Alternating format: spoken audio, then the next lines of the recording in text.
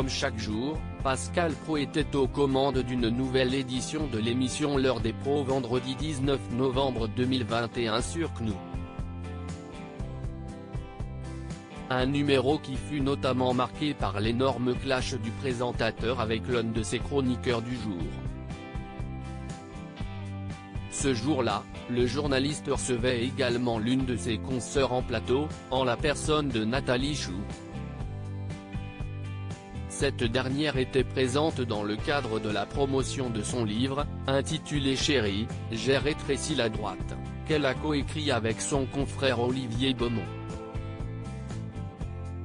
Bien évidemment, Pascal Praud a profité de la présence de Nathalie Choux sur son plateau pour l'interroger au sujet de son ouvrage, dont il a lu différentes parties à l'antenne.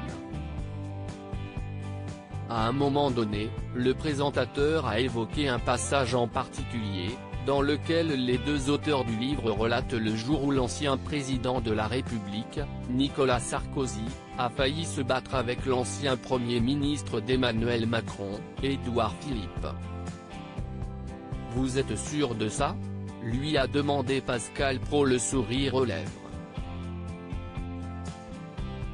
« Je suis plus que sûr, si c'est Édouard Philippe qui le raconte », a affirmé Nathalie Choux, avant de poursuivre. Nicolas Sarkozy à Édouard Philippe, toi, tu ne refais plus jamais ça si c'est au moment du congrès fondateur de l'Imp, en 2002, note de la rédaction. À l'époque, si c'est Alain Juppé qui se charge de ficeler tout ça. Édouard Philippe est l'un de ses lieutenants et un petit permanent du parti à cette époque. D'ailleurs, Nicolas Sarkozy le considère un peu comme le stagiaire à qui on va demander le café, a expliqué la journaliste pour recontextualiser les faits. Sarkozy rentre au moment du congrès et tente évidemment de voler la vedette à Juppé. Philippe s'interpose, a souligné Nathalie Choux, avant de préciser que Nicolas Sarkozy a pris pour habitude de parler d'Édouard Philippe en l'appelant le chauve.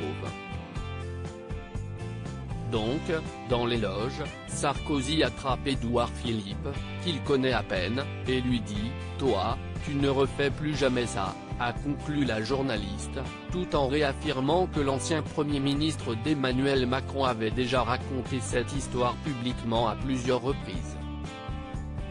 Loading Widget.